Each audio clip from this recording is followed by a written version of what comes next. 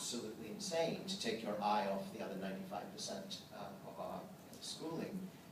I think you've avoided, frankly, some of the obvious questions. Would you go to Albany, and I agree it is an Albany issue, and argue to raise the cap, to have more charter schools? They are, after all, among the highest performing for some of our poorest kids on all of the research. So why the sort of bracketing off? Let's just talk about it. Sure. I don't believe there should be a cap. If I want to create one, if I want to create 100, I don't believe there should be a cap. Right. And on one other thing, closing schools.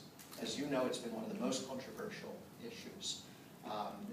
Those who champion it point to the performance of the small high schools that have been opened, and disclosure. We have been working at Hunter with New Visions for Public Schools in partnerships for residency training of teachers.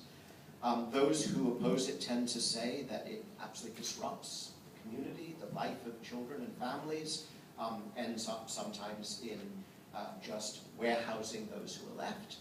Where do you stand on what is, after all, one of the major platforms of the liberal clientism? Right.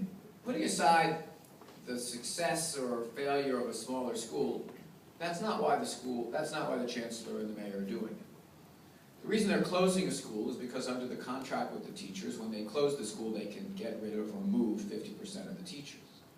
It is simply a way to be able to use their tools to be able to do what they want to ultimately do, which is move teachers around. And I think that, frankly, it's not a particularly productive way to solve what is basically a labor, a contract negotiation thing. It disrupts enormous numbers of kids. You know, we forget this. You know, a lot of people think that when they close these schools, they're like, oh, that school's closed. No, it's still open. But the students who are in that school while it's being closed, what do we think happens to them? Do you think that they get shunted off somewhere else? No, they continue to go to a school that is gradually getting emptier and emptier and emptier and eventually empty. And then a fresh set of kids comes in after they leave. Think about the experience that students have. Doesn't that student have a right to be in a vibrant public school in their own right?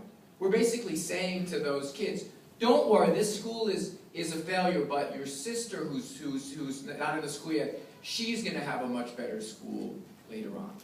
It is the worst possible, it's the worst kind of like rearranging of like atmospheric change. There is nothing stopping the administration from doing a lot of those things that they do in these so-called small schools. It's the same number of kids, sometimes it's actually more, the same number of kids in that school building, the same number of classrooms, usually the same number of teachers, usually more administrators, but the same number of teachers. If you believe you have some better way to manage that building and a better way to educate those kids, do it. Do it. I think some